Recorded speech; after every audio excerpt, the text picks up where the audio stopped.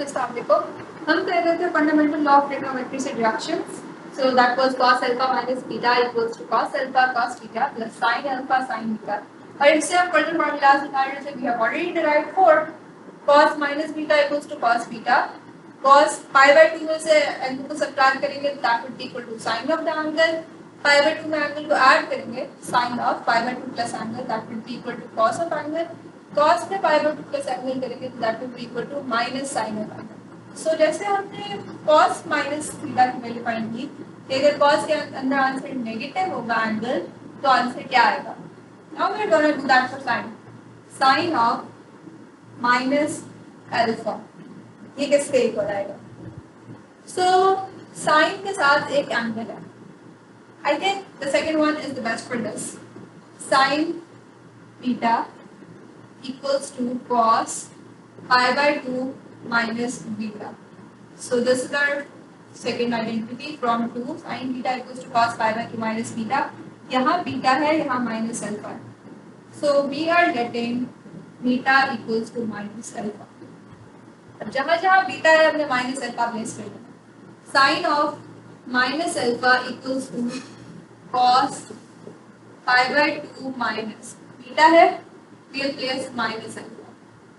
Sin of minus alpha equals to cos pi by 2 minus minus is plus alpha.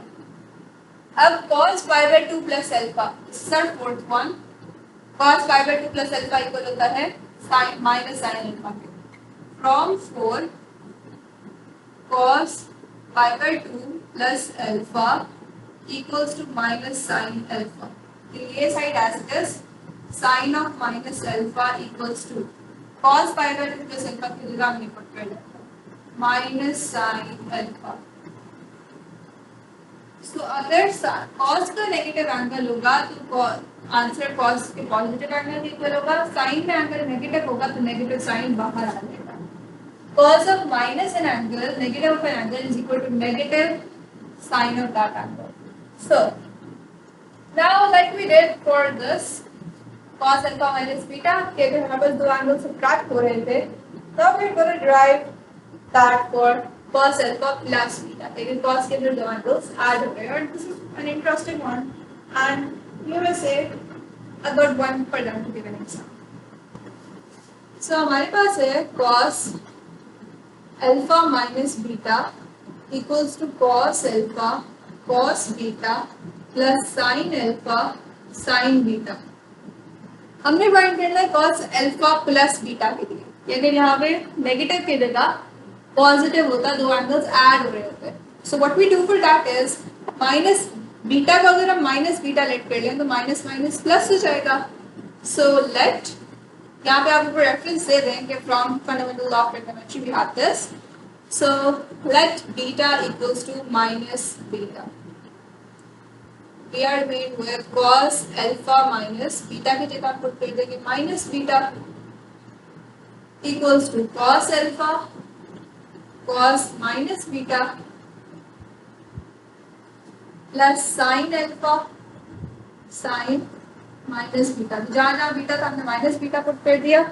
So this would be equal to cos alpha minus minus makes plus beta equals to cos alpha cos minus beta. cos के अंदर angle negative हो तो answer positive आता है. First identity cos beta plus sin alpha.